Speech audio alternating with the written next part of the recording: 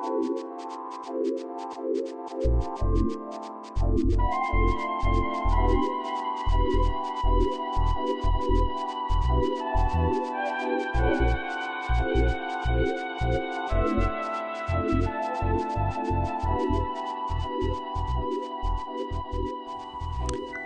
to Secret Sauce on the MTR Network. My name is Latoya. Secret Sauce is a podcast created for, by, and about Black women. I call it Secret Sauce because I believe that Black women are the secret ingredient to everything, from business to music, sex, and politics. Without us and what we consistently bring to the table, life would be pretty fucking bland. This show is intended to be a safe space where we can laugh, talk, promote, and sometimes cry about the things we care about. No topic is off limits. All right, well, guys, this is my first guest, Danielle McRae. She's going to be our inaugural guest for Secret Sauce. Now, Danielle is a voice artist, which I find super interesting. She specializes in voices for anime and video games. Some of her credits are Karma the Enlightened One from League of Legends, Hagura the Stormbinder from World of Warcraft Cataclysm, and Pain Wheel from Skullgirls Encore. Danielle, thank you so much for joining me. Thanks for having me. Absolutely, my pleasure. So let's talk a little bit about why you decided to become a voiceover artist. So I'm going to tell the abridged version of it because it is kind of a long story. Absolutely. I was always a fan of cartoons growing up, and I still am, but when I was younger, I thought all the cartoons had a voice actor behind them, and so I thought in my 6-year-old brain that there'd be 5 voice actors in a garage somewhere recording all of these voices for these characters in the cartoons, and it'd be one guy casting and directing and producing and all that.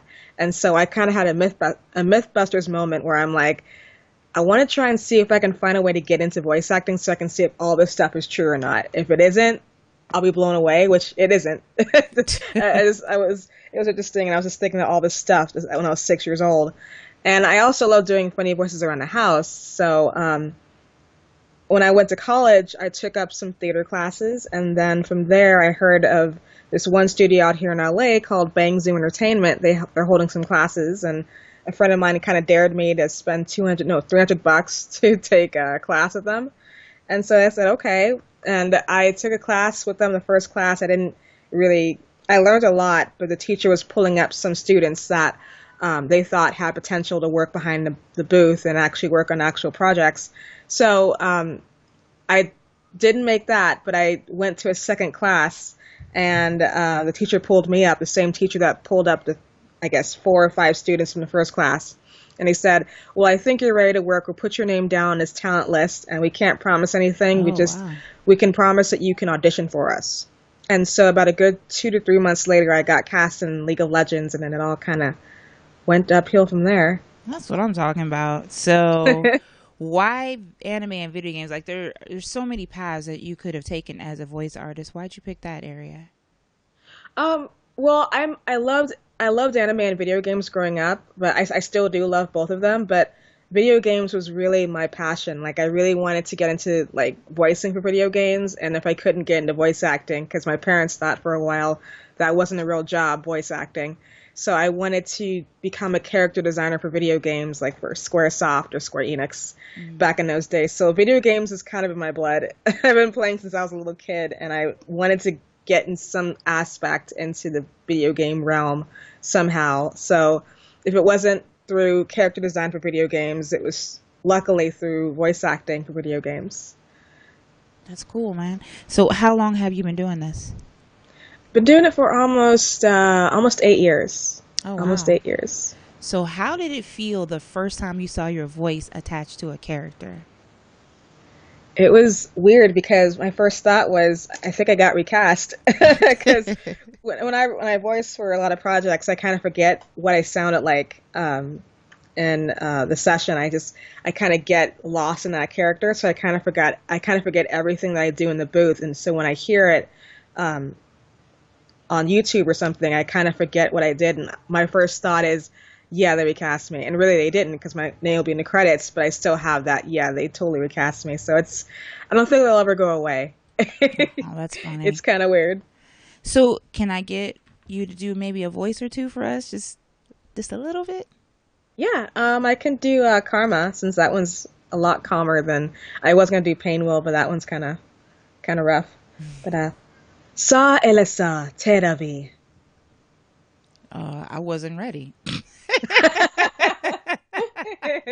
Oh man, that was wonderful. Wow. Yeah, that's fun. So, do you find that there are a lot of other black women in this industry? um, there's quite a bit. I mean, I'd love to see way more Black women in this industry. When I first started out, the first one that I knew of and thought of was Cree Summer.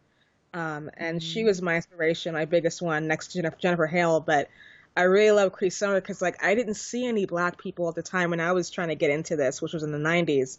I didn't see any Black women, especially really get into voice acting. So when I heard that she was in Tiny Toons and all that, I'm like, that's really cool. I want to try and get into this. And she was kind of my inspiration. And so whenever I get invited to cons, I kind of love to reach out to other Black women and even Black men and say, you can do this as well. I love seeing how there's more and more Black people going into voice acting now, and it's getting to the point now where we're becoming more noticeable, but I want us to be a lot more noticeable. Like it's not like a rare thing to see a Black person kind of oh, voice act. oh So I yeah. hope that grows. Yeah, me too. Me too. So, any advice for somebody that wants to become a voiceover actress? Um, I did it the hard way. I love doing funny voices around the house, and I thought you can get into voice acting by doing great impressions. And well, that's nice and everything. I think the best thing to do first is take theater, take a theater class in high school or college. It also an improv class because I used to be super shy when I was growing up, Mm, and when I did voices, I kind of forgot who I was for a moment because I was absorbed in these different voices and different characters, and I kind of forgot that I was shy. So I think improv really helps you get out of your head a little bit, and it doesn't, if you have like barriers or anything, like you're judgmental about certain things, like if you want to make a voice or you're judgmental about like this or that, it kind of breaks down all the barriers like the more you do it. mhm. And you have a huge support group. All the actors in theater and improv, they're super accepting, and it's almost like a second family.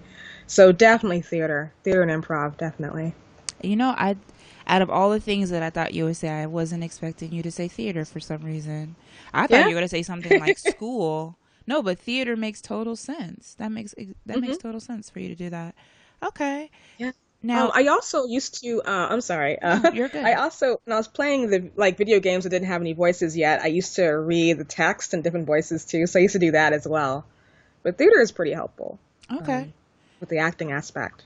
How do you keep your voice at its peak level? Because I imagine you're using it to the point where it could get raw, like hmm when you regularly talk. How do you keep your voice at the level it needs to be? I do quite a bit of vocal warm-ups.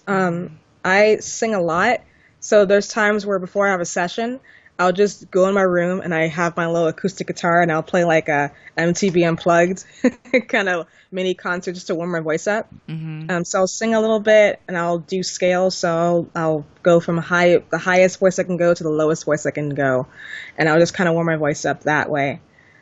But yeah, it's a lot of singing and a lot of warming up and prepping the voice. Oh, wow. Now, do you have anything coming up that you would like the audience to know? I have a game coming up, and I'm not sure when it's coming out, but it's a survival horror game called Remother Tormented Fathers, and I'm not sure when that's coming out, but I do know that they have a website at remother.com where if you wanted to be the first to try out the beta when they first announced it, then you could totally go there and try out the beta. And I have some other stuff too that I'm looking forward to talking about later this year. Wow. Well, I would love for you to come back and talk to us about it if you'd like. Yeah, I'd love to. That'd be wonderful. So, how can people get in touch with you? I have a Facebook page at Danielle McRae, VO artist, and I also have a Twitter page, which I'm mostly active on at Danielle MCVO. Okay. Well, thank you so much, Danielle. I really appreciate you coming on. This has been a lot of fun. Thank you so much for having me. It was a lot of fun. I All right. loved it. Thanks. So, I wanted to take time to kind of discuss an article that I read. Now, it's an older article, but no matter, it really hit me in the chest with, everything that they were saying. I thought it was really important for this show because I know what it is to be a Black woman. I know what it is to be a Black woman who is shaped like this woman. And I know the fight that I have to fight every day, to be proud of who I am. And so this article was on the blog My Brown Baby by Deneen Milner. The article is called Serena Williams in a Thong is Glorious and Empowering for This Black Woman. And it was written back in February. And I kind of wanted to go over it because it really hit me how much Serena has helped me to love myself. And it's been a battle because I'm a chocolate woman. I have thick legs and I have hips and I have an ass. But for years, the struggle for me was to be proud of who I was. And watching Serena has really taught me to love myself, and therefore I love her. I'm an absolute Serena stan. So I kind of want to read this article and just put it out there. So first things first, Serena Williams in a thong is a sight to behold. It is glorious, like a full moon in a clear midnight sky with the green comet zipping through the stars type glorious. But I'm admiring Serena's glorious for reasons well beyond the obvious.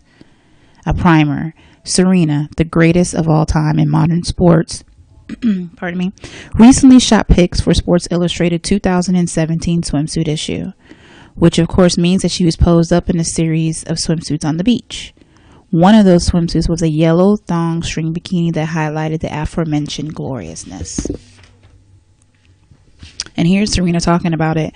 I've never worn a thong bikini, so for that to be my first shot was like a shot of espresso for me because I had to wake up immediately, she explained in the video.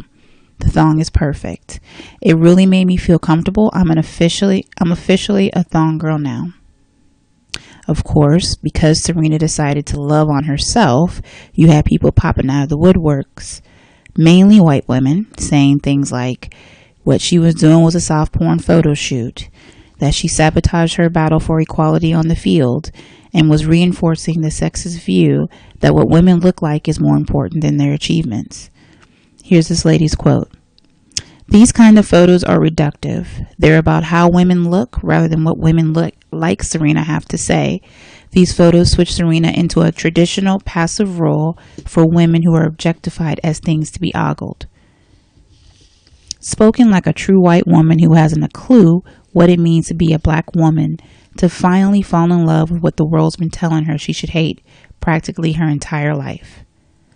It must be so confusing to see a black woman, chocolate, curvy, stripped down, practically bare, embracing every part of her physical self, sans asking their permission to do so. For those who insist Serena is objectifying herself, hello everyone, they've been doing that to her from day one.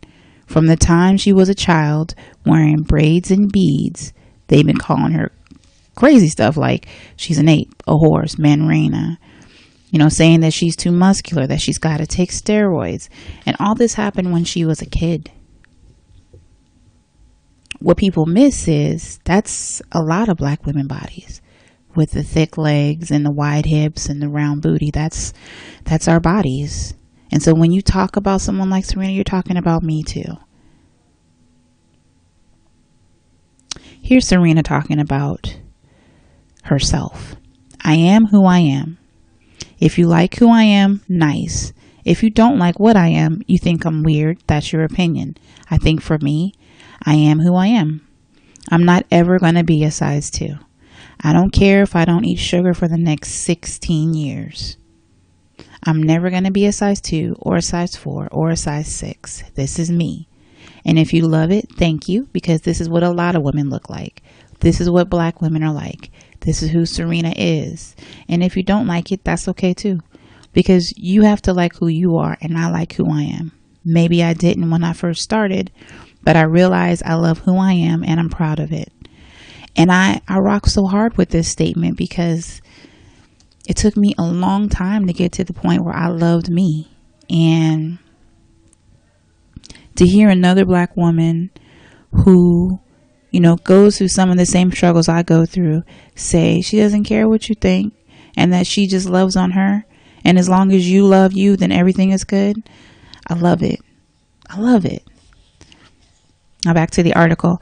I can attest to the fact that when you have to fight so hard to love you against every single indicator that you should hate yourself, it is important to look in the mirror, really look in the mirror and take stock of every inch of yourself. To kiss the palms of your hands and touch them to your shoulders and your breasts and your belly and your thighs and your hips and your butt, all the way down to your toes and say, I love me. I love me. Finally, I do, and I am not ashamed, and I will not hide anymore. I love this article because it really brings home something that we need to know as black women. We're never really told to love ourselves or to love our bodies or, to fight for each other like that. And we really should be.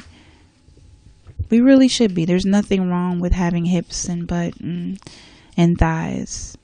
You gotta love yourself. And someone like Serena, what she did, just being comfortable in her own skin made me comfortable in my own skin.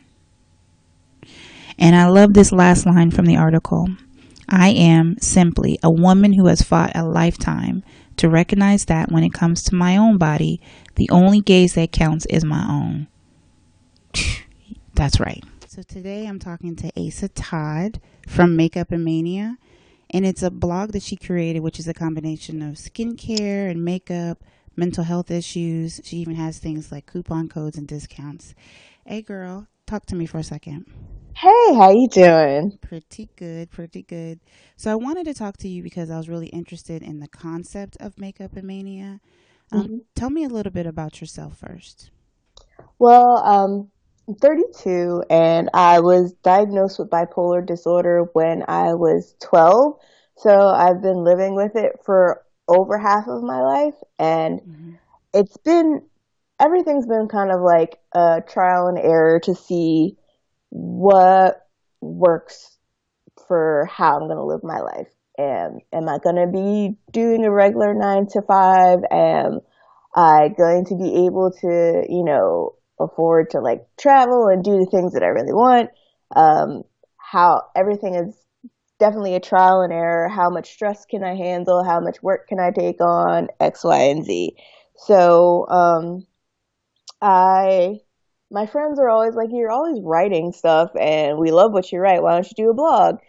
And I was really hesitant because I'm very much aware of how the internet works and trolls and people aren't always the best. Sure. So it took me a while, but this past Monday was my blog's first anniversary.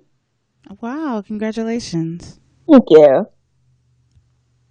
Okay, so tell me why you decided to call it Makeup and Mania. So Makeup and Mania kind of is one of those things where I wanted the title of the blog to represent both of my passions, which are beauty, makeup. I love makeup and skincare and hair care, but I also really think that mental health is important, and the mania is the part of my bipolar disorder. So one, it sounded good put together, and it was kind of catchy. So I put those together, and I think it represents what I'm trying to do the best. Yeah, I really like it. I think that mental health is just as important as, physical health. So it's really cool that you cover makeup and, what our brain's going through. So what is your focus or goal for Makeup and Mania? My main goal is to really get it to a wider audience, and then eventually I would like to start doing some speaking engagements, more so for mental health professionals, um, because there's a huge lack of understanding how to treat patients. They get the clinical side of it, but there's a big disconnect with how to interact, form relationships, and be as helpful as they can. Because even even though they work in the field, there's still such a huge stigma around mental health Mm-hmm. that it seeps into how they interact with their patients. It's a stigma in the black community as well. Oh, So, yes, yes. yeah, let's speak about that for a minute. Okay. I actually gave a talk at my mother's church last Saturday. I was invited to speak, and it was really good because instead of focusing on just my mental illness, I kind of took that out of the equation and focused on just mental health in our community. Sure. So it's very much about we've grown up and it's come from definitely there's bits and pieces that are created by the transatlantic slave trade where we have been socialized to always be very stoic and not show emotions and not show weakness, and that creates a cycle of pretty much just broken adults and adults that don't have the emotional intelligence to you know to communicate properly in their relationships, to handle stressors well, without flying off the handle, to how we treat our children. And I addressed that, and it was received very well. I guess a lot of people don't think about it in that way, Mm-hmm.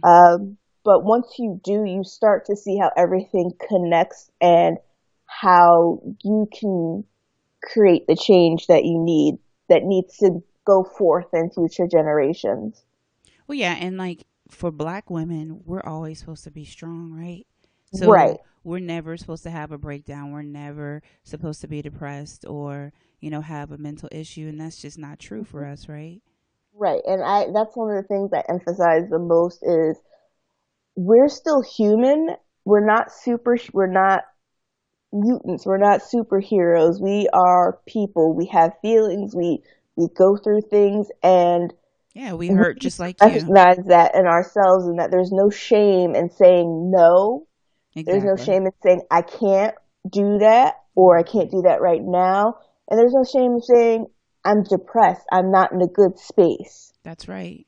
And that's one of the reasons why I wanted to create Secret Sauce, because I wanted us to start finding these safe places, Mm-hmm. because we're supposed to be strong for ourselves and Right. for our children and for our men or our woman, or we're always Pretty supposed much to have, everybody else. yeah, we're supposed to carry everyone on our back, but we don't Hmm. we don't take care of ourselves in the way that we should. And Right. mental health is just, it's crucial. It's Right. And crucial. So I explain it like mental health is just like physical health. If you have diabetes, you don't just say, if I ignore this or, you know, positive affirmation it or pray about it, it's going to go away. You actually have to take steps to get your diabetes under control. So, and it's nobody's ashamed of that. Nobody's like going, nobody's like running off and hiding to go take their insulin. right. Nobody's saying, yeah, I can't eat that because nobody is ashamed to say I can't eat that because of my blood sugar. Um, but it's very mental illness or even taking care of yourself. Self-care can be a very secretive thing amongst us. hmm And we'll talk about that later, some self care suggestions. But yeah, why is our mental health not as important as everyone else's mental health? Mm-hmm. Yeah. So I totally agree with that. So let's go into some different areas of what it is that you focus on. I Okay. wanted to start on skincare. Mm-hmm. So, what are some recommendations you have for skincare? What do you like? I personally like um, African black soap has saved my face. Oh, wow. I recent as I've gotten older, my skin's gotten more sensitive, so Hmm. I don't get to try as many new skincare products as I would like to because I end up having terrible dermatitis type of reaction. Hmm. So African black soap, and I always go for the most gentle forms of anything. Um, a light moisturizer. I find that the Korean skincare type of lines actually work very well for women of color. Oh. Are you talking Yeah, about like their masks? Because I've the seen their masks, masks. the let's see, like the masks, the face washes, the moisturizers, the different serums, as long as they're directed towards what you're trying to treat, they work very well. I currently use a very lightweight moisturizer and a vitamin C serum mixed together in the morning. And even though it's very lightweight, I've been using it all through winter and never had the dry, tight skin or anything like that, which is a surprise because usually you think in winter you got to slather on or your face is going to be all chapped and painful because of the wind. But it's been quite quite pleasant. Oh, so are you talking about like a liquid moisturizer? Yeah. Okay. Okay. All right. And then let's go into makeup. So, well, first of all, as far as skincare goes, I love Cetaphil. I don't know. Have you ever used Cetaphil before? Yes. Cetaphil is A there's Cetaphil? pros and cons to it, but I'm always of the thought process of if it works for you, keep Yeah. using it. Yeah. Um, and that's what my dermatologist told me too. I mean, there's issues around pretty much everything. Yeah. Everything's gonna give you cancer, or everything's gonna do X, Y, and Z. But I was like, in the meantime, if it works for you, I'd say use it. Unless the FDA says, yeah, we need to Otherwise, pull this, I'm all for it. oh, cool. So tell me about some of the. Let's talk about makeup. So first, I'd like to start with what do you think are some of the mistakes we make as brown girls? Hmm. I think it's not so much a mistake that's really our fault, but the foundation shades usually run a little too light for Mm-hmm. us in general. So we're trying to compensate for that, and it doesn't always work out. Mm-hmm. So at time at times the darker your skin is, the more you're gonna have to pay for foundation. It's very difficult to be able to walk into a drugstore and find a foundation that's going to match you. Mm-hmm. But the higher ends have much larger spectrum of colors. Mm-hmm. Drugstore brands are starting to see the need and create formulations around darker complexions.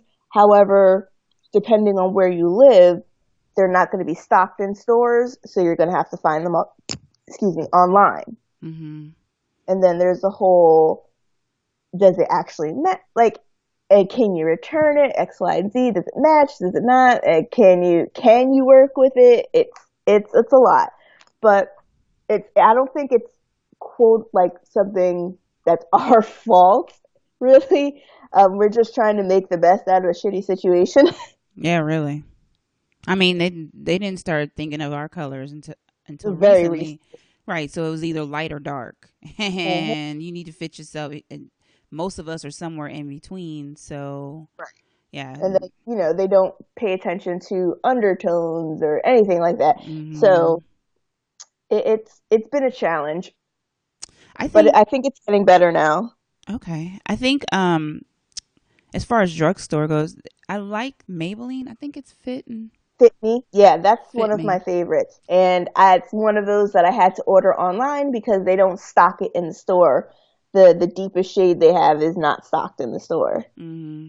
Which is crazy, right? Why Right. wouldn't it be? Exactly. I'm sure the lightest shade is stocked. So yeah. Everywhere. Yeah. All right. So if I was on the beginner side and I wanted to get started in makeup, and I only had the money for 3 makeup items and 3 tools. What would you suggest? I would suggest, let's see, first for the makeup items, a good eyebrow pencil. My favorite happens to come from Ulta. They make fabulous eyebrow pencils that are super easy. They come with a spoolie on the end, and they don't budge. And what do they have, like the light tip so you can do light strokes on your eyebrows? Because that's the best, right? The tip is very fine, but it's not angular like some of the newer ones. So it's very beginner friendly as well. Okay. It's not like a pomade where you really have to be artistic about it. And it's not like a powder where, you know, you really kind of have to figure out your colors or whatever. So that's my first makeup tip or suggested makeup product. And that sounds like it's good for beginners too. Yeah. So like if you make mistakes, it's not as harsh on your to eyebrows. remove them. Yeah, you can wipe it away quickly, and once it sets, it doesn't budge. So you have like a couple of seconds where you can wipe it away, and then you're good. And then, you know, you can always go back if you're really, really looking for a sharp eyebrow, go back and clean it up with concealer. But, you know, it's a little bit more advanced for some people. So I just like to, you know, start people off with the most basic and simple. So eyebrows and a good foundation or a tinted moisturizer, depending on how much coverage you want. For beginners, I recommend tinted moisturizers just because you're not going to get the full-on beat face type of look, but you're going to have the glowy, clear skin type of look. Plus, most tinted moisturizers come with an SPF, which is very, very important.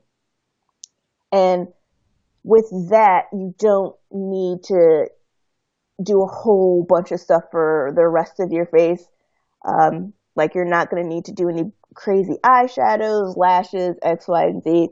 So I'd say a tinted moisturizer, the Ulta eyebrow pencil, and a mascara. Let's see. My favorite one is Tarte Lights Camera Lashes. You know, it lengthens, it separates. I have those really clumped together eyelashes, and I like the way it separates them. So I think that those would be the 3 things to start with to get yourself used to looking a little bit more made up. Okay. Thank you. Those are really good suggestions. Okay. And so what about tools? Let's see. You're always going to need a good sponge. Everybody swears by the Beauty Blender, and I love it too, but I don't really feel like it's necessarily worth paying $20 for just one when you can get the Real Technique sponge for like $5, and it's very comparable. Wait, Real Techniques is in what store is that? Pretty much all of them now. Oh, is it? I thought it was a store brand. Okay.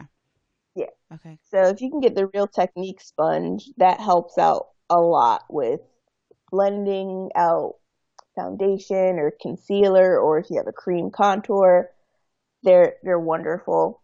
Okay, so let me ask you a question about those sponges because I struggle with those. Don't you need to get those wet first, squeeze it out, and then use it? Okay. Yes, you always want to use it damp, not soaking wet, but damp. Just because if it's dry, it's just going to suck up product, and you're not going to be blending. You're just going to be taking product off of your face. Okay. Plus, it's a lot harsher. Like, it feels rough. It's like bouncing a stress ball on your face. Oh, okay.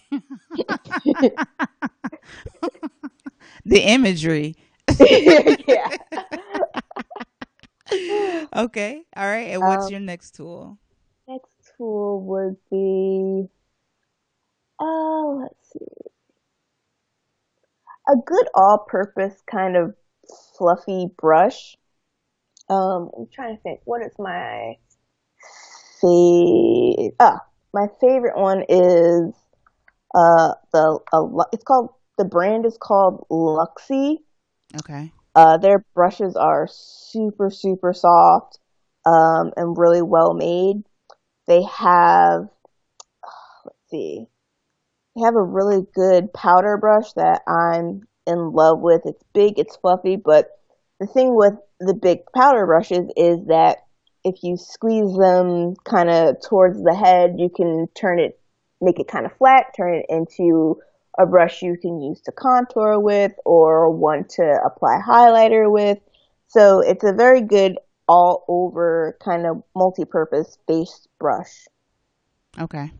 Let me just check to see what the number on it is, if I can find that really quickly. Oh, you're fine.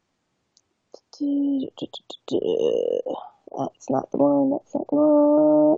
Here it is. It is the Luxie Rose Gold Large Powder Face Brush 518.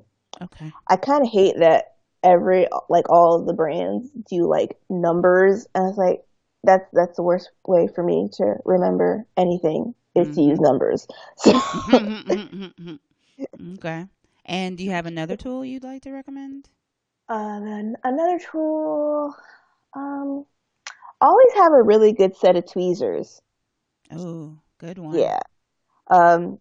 I love Tweezerman tweezers. They're always really, really sharp, and I do believe they still let you send them back in to get them resharpened, if need be. But tweezers come in super handy, from putting on eyelashes to cleaning up your brows before you do them.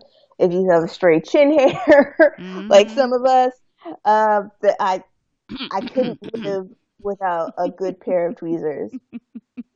Yeah, I agree with that. Tweezers are essential. That's like I don't know, water for me. Is if you get your eyebrows done and then you get home and you're like, is that one hair? Yeah. I have at least like 3 or 4 pairs of tweezers floating around my house at any time. I also keep a pair in my makeup bag. Yeah.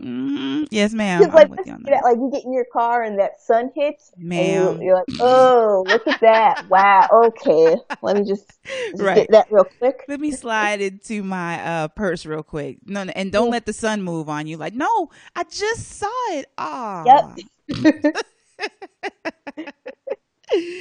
Oh goodness. So okay, so as far as makeup brands for women of color, give me one drugstore and one high end. Okay, one drugstore that I like is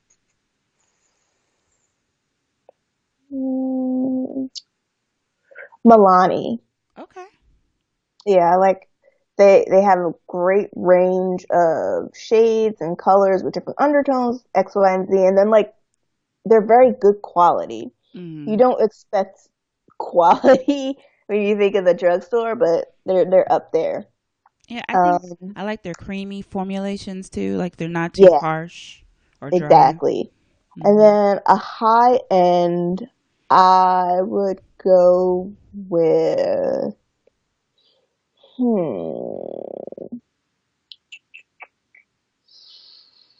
Probably my favorite high end is Lancome. Okay. I feel like they're one of the first to really get the broader shade ranges, and they can match anyone. I don't care what your skin color is, what your undertone is, you'll find a match. Okay. Yeah, and they're very gentle. I was like I said, I have very sensitive skin, and pretty much everything will make me break out. But nothing from Lancome has caused me any issues. Okay, so let's talk about YouTube. Now, YouTube is like Black women dominate YouTube. Yes, we dominate it. So if you've ever wanted to ask a question about makeup or hair or clothing, style, anything like that. We're out there doing it. Mm-hmm. And I wanted to get some recommendations from you as to some of the YouTube stars that, you look at. Oh yeah. First and foremost is Jackie Aina. Yes. She's one, hilarious, and two, Yes. super knowledgeable. Mm-hmm. So I just love watching her videos, or even just having them on in the background. Mm-hmm. Another is Brianna Rutter. She's more of hairstyling. Mm-hmm. I didn't know how to. I'm ashamed to say this, but I didn't learn how to cornrow until probably last year, and it's because of watching her videos. Girl, don't be ashamed. You don't grow up with that in your genes. Come on now. If you don't know, you don't know. It's a great place, Right. though. There's so much stuff out there. All right, give me Mm-hmm. another one. The Glam Twins. They are, one, they're adorable, and I love their accents, but they also actually have gone to cosmetology school, so they have a really good background of knowledge, and they are, one, adorable and fun to listen to, and they always have so many product recommendations from high end to low end to in between. Let's see here. And the Style and Beauty Doctor, she's pretty much one of my idols. She's just like a super savvy businesswoman, and she's of darker complexion like myself. So watching her videos has helped me a lot with finding foundations and understanding how to match foundations, and understanding how to match foundations to other people's skin, so that I can start doing my freelance makeup artistry. Mm-hmm. So she's amazing. And then lastly, Peak Mill. Her wig game is Yes. out of this world. Look, her makeup game is great too. Have you ever seen her start from Yeah, her nothing? makeup is amazing. But Wizardry. when she makes the wigs, I'm just in awe all the time. Like it's the most amazing thing to watch ever. Yeah, Peak Mill is incredibly talented. Mm-hmm. And she's beautiful to start, but when she finishes, What? right, she looks like a doll. Exactly. She is absolutely beautiful. Mm-hmm. Yeah, those are some really good recommendations. So let's go into the mania side of things. Okay. Yeah. So I want to kind of discuss what you would recommend for self-care, because we got to do it. So I mean, self-care it's definitely not a one size fits all. Right. I'm definitely a person that likes to spend time alone, and having alone time is my self-care. Sometimes just taking a nap is my self-care. I love when the weather gets nice and the sun is out. I love going to the park and going for hikes.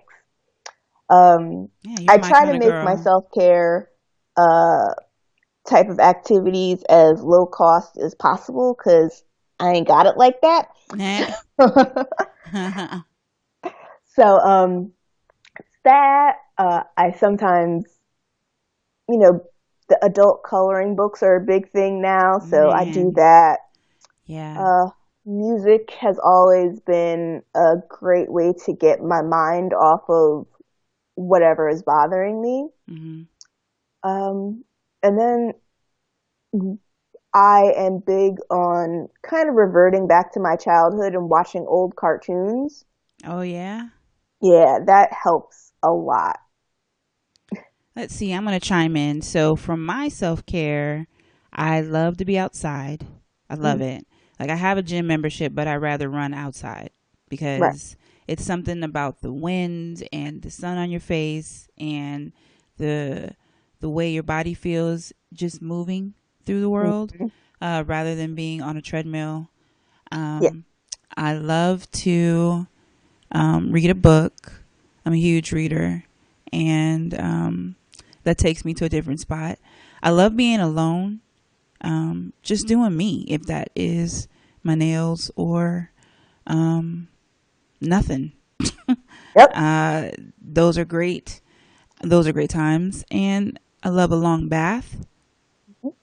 A long bath really feels good at the end of the night. Get some Epsom salt in that water. Oh yeah.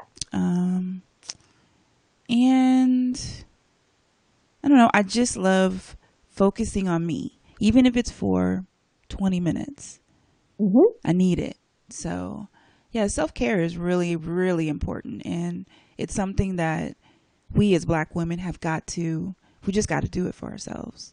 Right. Got to. I think people have, I don't know what it is, but people look down on taking time for yourself, and it's very odd. And it's like people are coming at you like, isn't that kind of selfish, or you're just being, uh, it's the reactions to it are just ridiculous. Like, Yeah, but I feel like whenever somebody says that to you, they're usually somebody. Well, first of all, we do it to ourselves. Like mm-hmm. Black people will get on other Black people about Oh that. yeah, Yeah, and in all honesty, you need to have a place where you can just decompress. I don't care if you're yep, playing a video game. Just exactly. there's so much going on in this world right now that could bring you down. Mm-hmm. Um, that it's just important that we take just a few minutes to do us and Yep. screw or fuck what anybody else thinks. Okay, that's how I Right. feel about that. All And right. like, even if you only have a few minutes and like you're in the middle, the guided meditation is Yes, awesome. just like 2 or 3 minutes in a corner somewhere can do Do wonders wonders. for your mind. Yep. So yeah, we self care is really, really important. Mm-hmm. All right, and so the last thing we wanted to talk about today was um, how we as a community view mental health, and we're gonna use the story in the news now. The New York judge, Judge Sheila Abdus Salam, and we wanted to discuss. Of course, you know what happened to her is tragic, but what I think is a discussion that we need to have is how we just have a hard time believing that we in our community can commit suicide. Why we feel like suicide is something that we as a community wouldn't indulge in or wouldn't do. What's your take on this? I feel like it's kind of a way to protect our own psyche, where it's we would rather have some outside force be responsible for the death of our prominent figures, when because we it's so hard to wrap your head around a successful, important person taking their own lives. But but that's because we're only seeing them from the outside. We're not close to them. We're not in their head. We don't know what they're struggling with.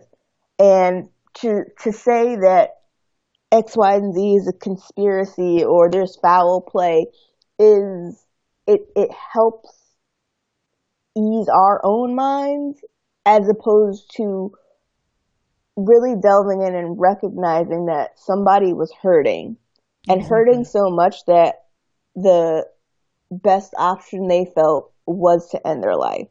Yeah. Well, let's talk about who she was first. So, Judge Sheila Abdus Salam is a New York judge, and she was the first African American woman to serve on New York State's highest court.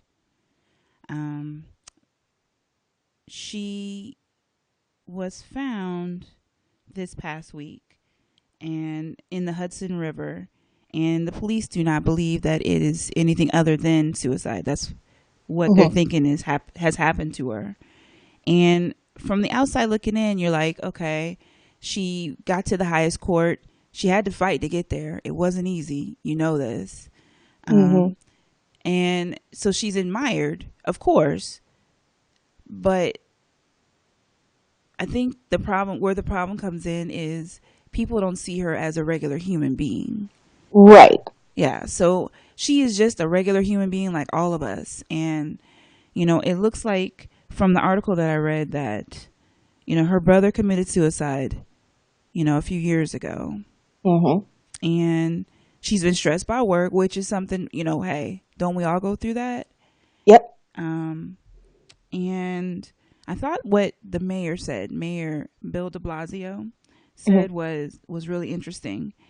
His quote was, obviously, pardon me, we're still waiting for the full investigation, but to the extent that the challenges and the stresses in her life contributed to this, it's a reminder that even the most accomplished people still deal with extraordinary challenges inward, and we don't get to see that. Mm-hmm. Yeah. The biggest thing about being there's the whole thing about functional depression where you're still able to do and achieve everything, just everything in the world. You can do it, you can achieve it, you're on top of your game, but inside it's you're in turmoil. So in essence, these people are wearing a mask of being okay. And when that mask comes off, when they're alone, it's something that it gets to the point where it's too much. You're in essence living a double life. Yeah, and I think that Black people, especially Black women, are expected to be these strong, powerful goddesses, right? Mm-hmm. That Black men can rely on, that white people can shit on. And we can't have our own pains and stresses. Right. We don't get the opportunity to be seen as human. Right. And in all honesty, it's amazing that we're not all out of our minds with the type of Right. stress that they put on us. So, yeah, suicide is something that could absolutely happen in our community, and we need to recognize that. Yep. So it's really interesting, when you hear the things that people are saying, because you've got people in her life that are like, no, she was in a great place, they're not open to that discussion at all, and I think Right. that we need to be open to that discussion. Mm-hmm. We definitely do. Um, it's I think between a mix of how the government has infiltrated and killed some of our greatest leaders before, Mm-hmm. and then us not a lot of us not understanding mental health and mental illness creates that cycle of one, distrust of law enforcement and whatever they say, because yes, they're known to lie, and then two, we don't so many of us see depression and suicide as a white thing that it just doesn't match up for some of us. So we have to be able to rationalize it. We have to put in this other storyline of this is foul play. The police are lying. Somebody wanted her dead. X, Y, and Z. Yeah, instead of just being open to the fact that she was going through some things that maybe we didn't know about, Yep. and that's okay. But if we can't get to the point where we can accept that suicide can happen in our Mm-hmm. community, then we're not ever going to be able to stop it. It's not a Right. white thing. Especially since it is statistically it is on the rise Mm-hmm. in our community, especially in Black young men. Mm-hmm. Yeah. So it's something we really need to focus on and pay attention to and learn the signs and get help. There's nothing wrong with reaching out for help. I say this all the time. It doesn't make you weak. It doesn't make you a bad parent, a bad person. Uh, it doesn't reflect poorly on your character. Everybody needs help at some point in time, and the best thing, the wisest thing, the strongest thing you can do is to reach out for it. Yeah, that's very true. And you got to be open to the possibilities of what, talking to somebody can do for you. Exactly. It doesn't have to be somebody in your church. You know what I Hmm. mean? Praying is good, but that's not the only way to take care of yourself. Just Hmm. be open to, something that maybe you're not familiar with, which is getting help. Be Yep. open to it, and don't judge others who may need that. Exactly. In fact, I really think that it's not bad for all of us to get that, because I feel like we live in a state of terrorism sometimes. So Yeah. yeah, like It's a cycle of trauma, and hmm without the proper help or intervention, it's not going to stop, and it just gets worse. yeah, yeah, I totally agree. Well, thank you, Asa. It's been so much fun. I had a great time. Thank you for having me on. Yeah, it's been an absolute pleasure. So tell everybody how they can get in touch with you. You can find my website at makeupandmania.com, or you can get in touch with me on Instagram or Twitter at makeupandmania, both for the same.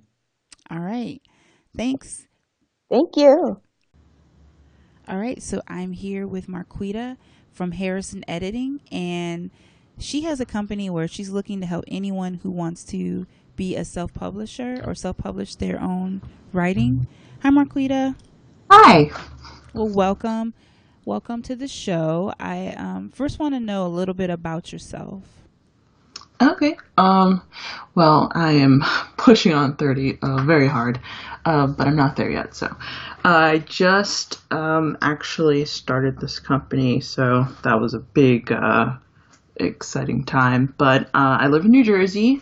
I'm married, no kids, thank God. Um, and I do a little bit of podcasting on the side. We're actually on hiatus right now, but me and my husband do a podcast called Gaming and Then Some, so that's kind of on hiatus. Going to school for psychology, just regular, everyday person who just happens to have an editing company. Marquita, I did not know you were from Gaming and Then Some. I like how you just tell me this now while we're on the mic. Really? I didn't think it was important. That's We're hilarious here to because I talk about recognize me. your voice, but dirty. Okay. All right.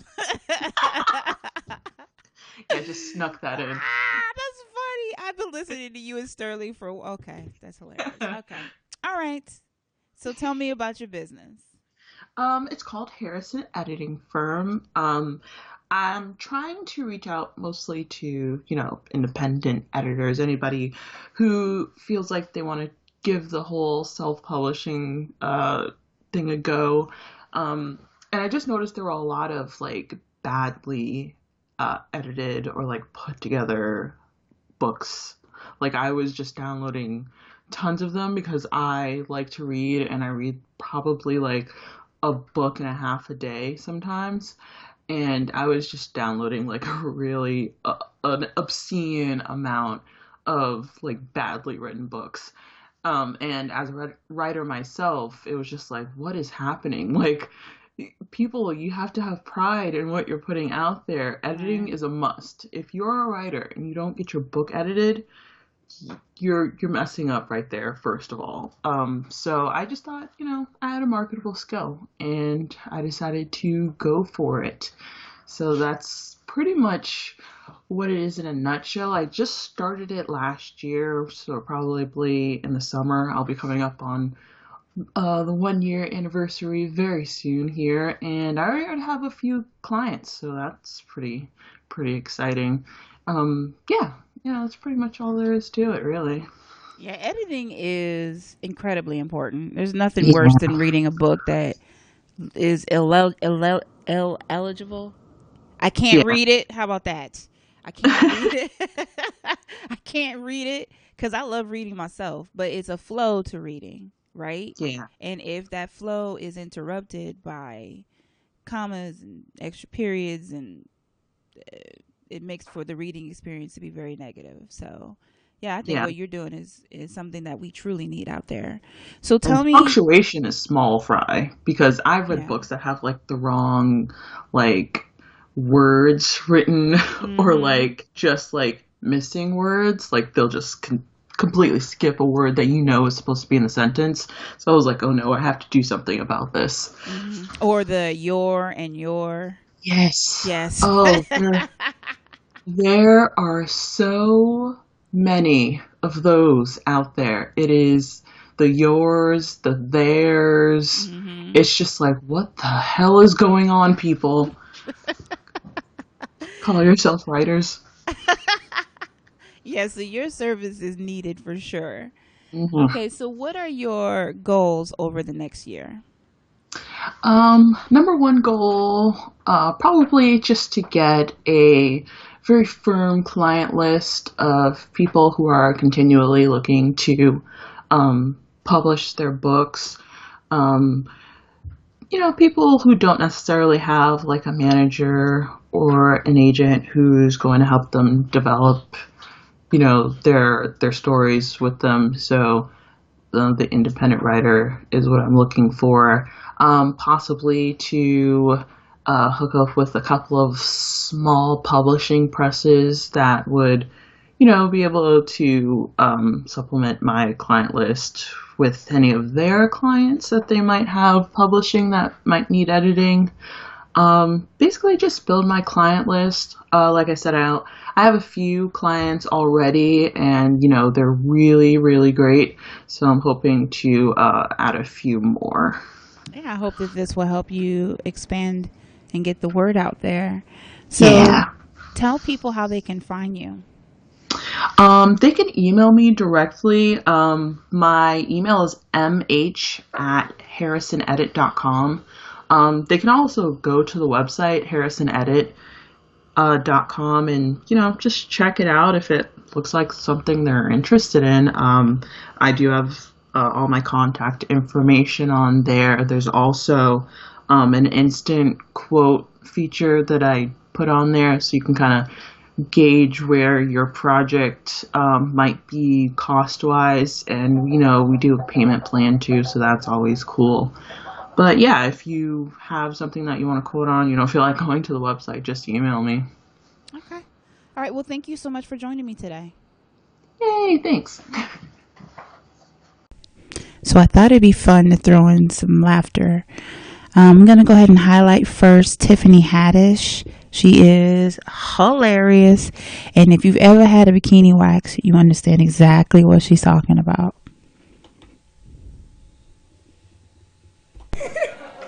Anyway, they shipped me to the school in the valley, right? And I'll make me some friends, Amber and Samantha. We're totally hanging out, right? And we're in gym class, and I'm like totally like showering, and they're like, "Oh my God, Tiffany, your bush! It's like ridiculous. It's like a jungle monkey down there. Oh my God, nobody's gonna ever eat your burger." I'm like, "Bitch, please, I got braids and stuff. I'll put some barrettes on it. What you talking about? This is cute. This is cute." She's like, "Oh my God, no, you have to get that wax." I'm like, "Wax? What's that?" She's like, "Oh my God, it's gonna be so great. It's gonna be, you're gonna love the way your monkey looks after that." I swear to God. So I'm like, "Okay, cool." So they take me to the spa and stuff, and the little Asian lady come up and she put the wax on. It's all warm. I'm like, "Oh, that's nice." That's kind of cool. She put the paper on and she pressed down kind of hard. I'm like, "Damn, bitch, you want my number or something?" Damn. And then she pulled that paper back. I was like, "Oh, you ping pong bitch." I stuck that bitch in her scapula. I was like, "Where my pussy lips at? My lips? My ovaries is gone, bitch. Where my shit? My shit? Where's my pussy at? My pussy is gone. Is you there, girl? Where's my pussy? It's gone." I picked the paper up and try to put that shit back one by one. I walked out of that motherfucker with a fade. I just had one bald lip, just one bald coochie lip. Like, I hope he like designs. Thank you so much for listening. Your support means everything to us. If you have feedback, something you want to discuss, or you own a business you like to promote, please contact us at bwsbusiness at mtrnetwork.net. Remember, you are beautiful, you're brilliant, and you're bad as fuck. Support another black woman today. Bye.